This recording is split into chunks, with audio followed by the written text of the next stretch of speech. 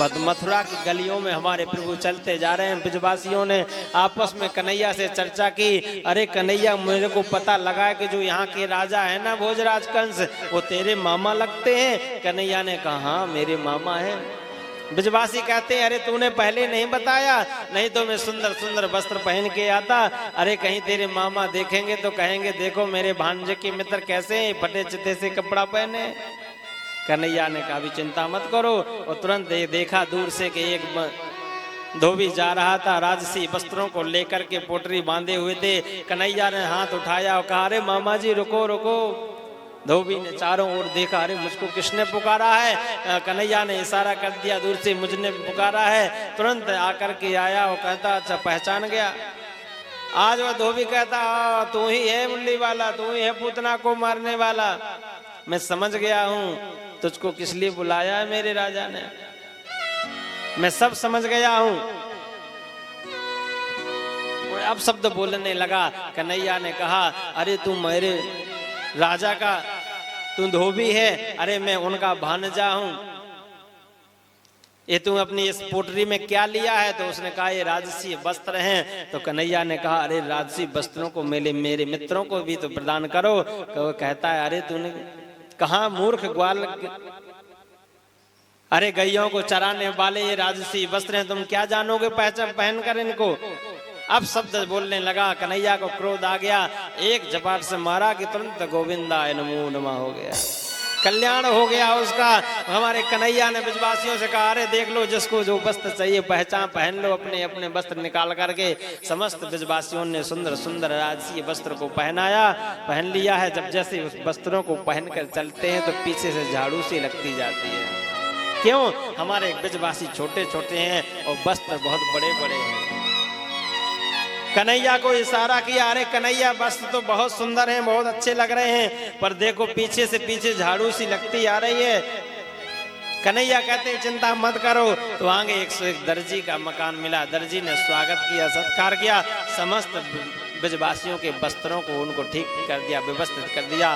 कन्हैया से ब्रज वाल कहते हैं कन्हैया वस्त्र तो बहुत अच्छे मिल गए हैं, अब क्यों ना कोई एक बार माला मिल जाए। ब्रजवासियों के गले में जब तक माला ना हो आनंद नहीं आता है। एक माली मिल गया। आगे माली ने देखा हुआ था इस सब घटना, तो माली ने दूर से ही आकर के स्वागत किया और सभी ब्रजवासियों के गले में माला पहना करके स्वागत किया, अपने भवन की ओर ले गया। कन्हैया ने आशीर्वाद दिया, जाओ आज से माली के घर में जो भी पुष्प रहेगा कभी बासा नहीं कहलाएगा, खूब हरो फलो। ब्रजवासियों ने प्रसन्न हो गए, ब्रजवासी आनंदित हो गए। कन्हैया से कहते हैं अरे कन्हैया,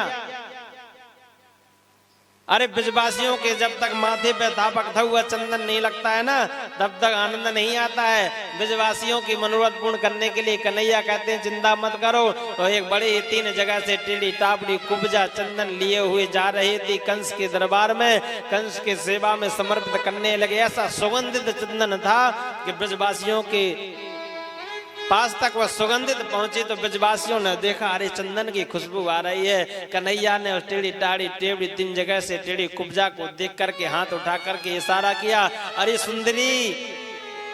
सुंदरी जी कहाँ जा रही हो। ये शब्द कुब्जा ने अपने जीवन में पहली बार सुना। मुझको किसी ने सुंदरी कहा तो चारों ओर खड़े होकर के निहारने लगी, किसने पुकारा मुझको। हाथ हिला दिया कन्हैया ने, अरे मुझने याद किया है। कन्हैया के पास तक पहुंची होती कुब्जा, पूरा परिचय दिया। कन्हैया ने पूछा अरे आप कौन हो? तुरंत बतला दिया मेरा नाम शैलेंद्री है, मेरी सेवा राज दरबार में चंदन की रहती है। कन्हैया ने अपना पूरा परिचय दिया, अरे जिस राजा के सेवा में आप इस चंदन की सेवा करते हो और मेरे मामा लगते हैं, मैं उनका भांजा हूं कन्हैया। कुब्जा को पता चला, कुब्जा तो बाहर बोर हो गई, वह जान गई कि यही कन्हैया हैं, यही मेरे प्राणनाथ, यही ठाकुर जी हैं, मैंने इनके बारे में बहुत सुन रखा था। तो हाथ जोड़ करके खड़ी हो गई है, कहो इस दास से क्या सेवा आप चाहते हो। कन्हैया ने कहा अरे ये सुंदर सुंदर चंदन में बड़ी खुशबू आ रही है, क्या इस चंदन की सेवा आज हम ब्रजवासियों को नहीं दोगे। प्रभु ने जैसे आदेश दिया कि कुब्जा ने समस्त ब्रजवासियों के मस्तक पर तापकता हुआ चंदन लगा दिया। ब्रजवासी प्रसन्न हो गए, कन्हैया चलने लगे तो ब्रजवासी कहते हैं, अरे कन्हैया उस टेढ़ी दाढ़ी कुब्जा राजभवन में जाती, चंदन की सेवा करती तो कुछ उसको भेंट मिलती, पर तूने तो पूरा चंदन उसका लगा लिया, पर दिया लिया कुछ भी नहीं है। भगवान कहते हैं अभी देखो मेरा देना। प्रभु तुरंत कुब्जा के पास में गए, अपने चरण चिन्ह से उसके चरण चिन्ह को दबाया, अपने दाने हाथ से उसकी डेहड़ी पे हाथ रखा और एक झटका जैसे दिया कि जो 3 जगह से टेढ़ी टाढ़ी कुब्जा थी परम पावन सुंदरी बन जाती है। बोलो कृष्ण कन्हैया लाल की। आज कुब्जा पर कृपा की कन्हैया ने, और कुब्जा ने हाथ जोड़ करके प्रार्थना की, प्रभु मेरे घर को भी चल करके परम पावन कीजिए। कुब्जा को यहाँ आश्वासन दिया। प्रभु ने कहा कि जरूर मैं आपके घर आऊंगा।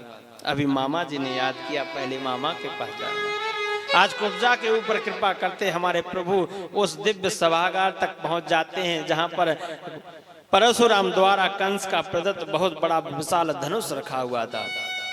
उस धनुष को देख करके कन्हैया ने बलदाऊ को इशारा किया, अरे क्या इस धनुष से कुछ खेल लें? राव जी ने कहा ठीक है। दोनों जैसे धनुष की ओर बढ़ने लगे कि धनुष के रक्षक जो खड़े हुए थे और जोर जोर से हंसने लगे, अरे क्या छोटे छोटे बालक इस धनुष कोट से खेलने आए हो? अरे आज तक ये धनुष देखा है कि? दाऊ जी ने कहा अरे ऐसे धनुष मैंने कई तोड़ दिए। धनुष रक्षक जो थे बड़ो हास परिहास करने लगे हैं। जब ज्यादा क्रोध बढ़ गया तो दाऊ जी ने एक झटके में उस धनुष को उठाया और धड़ाम से तोड़ दिया। इतनी जोर से आवाज आई कि राजा का सिंहासन भी हिल गया है। धनुष के रक्षक दौड़ करके राजभवन में जाते हैं, कंस को सूचना प्रदान करते हैं, महाराज गजब हो गया, आपका धनुष टूट गया है। कंस भी यहाँ इस बात को सुन करके घबरा गया, अरे धनुष टूट गया है। अब कंस को पक्का विश्वास हो गया कि मेरा भी अंतिम समय आ गया है। कंस को पक्का विश्वास होगा क्योंकि भगवान परशुराम जी ने जब इस शंख को दिए, इस धनुष को दिया था तो संदेश दिया था कि इस धनुष को कोई तोड़ नहीं सकता और जो इस धनुष को तोड़ देगा वो तुझको छोड़ नहीं सकता।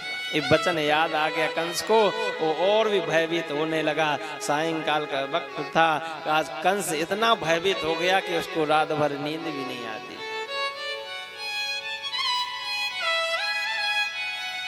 एक ही रटने लगा लेता है, आ गया मुझको मारने वाला, आ गया काला काला मुल्ली वाला, आ गया है घुंघराले बाल वाला, आ गया है। सुखदेव जी महाराज कहते हैं कंस ने इतना याद किया कि कोई सामने खड़ा हुआ व्यक्ति हो तो उसकी आंखों में भी काली काली जो पुतलियां दिखती हैं तो उससे भी वो भयभीत हो जाता है कि देखो ये काला काला मुल्ली वाला आ गया। सुखदेव जी महाराज कहते हैं बताइए ऐसा कोई चिंतन कर सकता है? बड़ी भय की प्रीति से जरूर किया, पर उसने ऐसा चिंतन किया हमारे प्रभु। कंस घबरा गया है। नंद बाबा आदि यहाँ पर समय रात का हुआ तो विश्राम करने चले गए। प्रातः काल उठते ही उस दिव्य सभागार में हमारे कन्हैया पहुंचे तो उस सभागार में पहुंचते ही विशाल कुबलिया नाम का हाथी था, उस हाथी का कल्याण किया। अनेक चाणूर नाम के अनेक कोई दैत्य मिले, महाबत कुपित हाथी का कल्याण किया। दोनों रक्त रंजित हाथी के दांतों को लेकर के उस सभा में प्रवेश कर जाते हैं। सुखदेव जी महाराज कहते हैं जैसे ही उस सभा में प्रवेश करते हैं तो उस सभा में जितने भी ब्रजवासी बैठे थे सभी ने अनेक भाव प्रकट किए प्रभु को दर्शन करके। कोई ब्रजवासी याद करता है प्रभु के स्वरूप को देख करके कहता देखो कितने प्यारे छोटे छोटे बालक हैं। इस दुष्ट कंस को दया नहीं आती है, इसने बड़े बड़े पहलवानों से युद्ध कराने के लिए लाया है। कुछ लोगों ने भाव क्या किया, देखो कितने सुंदर हैं, कितने बलशाली दिखते हैं, तो उनको बल स्वरूप में दर्शन दिया ठाकुर जी ने। किसी को बाल रूप में, किसी को ऐश्वर्य बल के साथ में दर्शन दिया ठाकुर जी ने। पर जैसे हमारे ठाकुर जी अंदर प्रवेश करते हैं तो चाणूर नाम के दैत्य आदि झपट पड़ते हैं, प्रभु को मारने के लिए झपट पड़ते हैं। प्रभु ने यहाँ पर समस्त दैत्यों का कल्याण किया। मुष्टिकासुर नाम का दैत्य आया, उसका भी कल्याण किया। सल मूसल नाम के पहलवान प्रकट हुए, उछल के कूद पड़े हैं उस मलसाल युद्ध में, उन्हों का भी कल्याण कर दिया।